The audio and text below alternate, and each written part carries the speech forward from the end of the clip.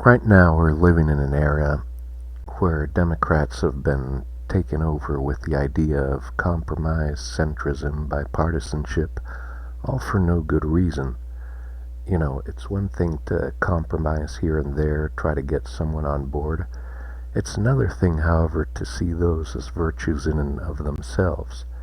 Remember, the 13th, 14th, and 15th Amendments were not passed by centrists. They were passed by people who were considered radical at that time. And the case I want to make is it's time for the Democrats to actually stand for something and not be centrist just for the sake of being centrist.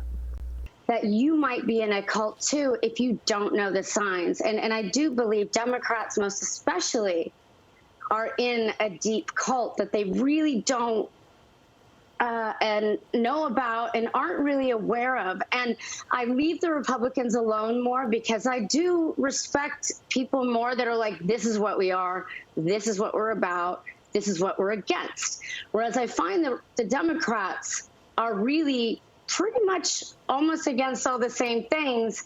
They're against changing the world for the better, and they're for keeping a system in place that is for so few people and benefits so few, but they masquerade as the helpers. We would do this, the world would be perfect if only those Republicans would get out of the way. Well, okay, you've got control, so now what?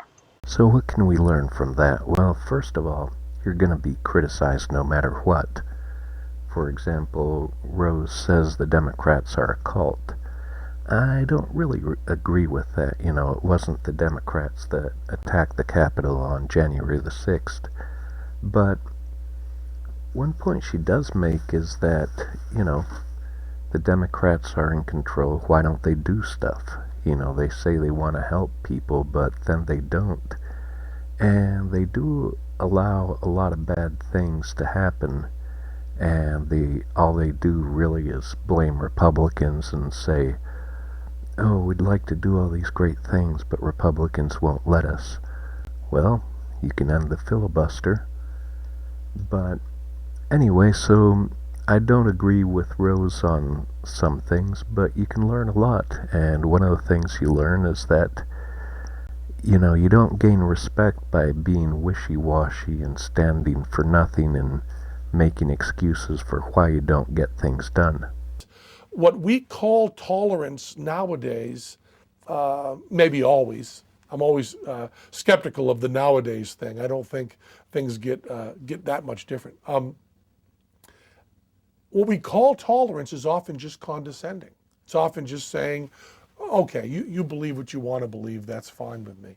I think true respect, and it's one of the reasons I get along so much better with fundamentalist Christians than I do with liberal Christians. Because fundamentalist Christians, I can look them in the eye and say, you are wrong.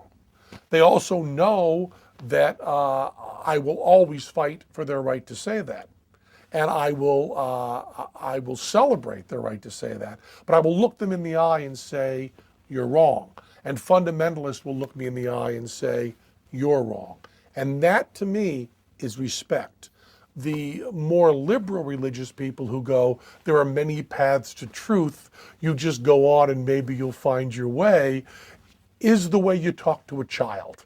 And I bristle at that. So I do very well with proselytizing hardcore fundamentalists. And at a very deep level, I respect them. And at a very deep level, I think I share a big part of their heart. Okay, so again, I don't agree with Penn 100%.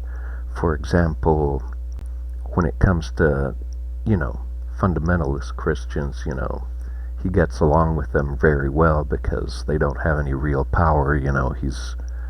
If you read about the Crusades or all that, or, if you look at Saudi Arabia, you know that religious fundamentalists can be a little dangerous. But, again, the point he's making is, tell me what you think, tell me why you think it, and try to convince me, don't be afraid of your ideas, don't be afraid to push your ideas, don't be afraid of debate. Anyway, I hope after watching this video, most people will realize it's time for Democrats to actually stand for something.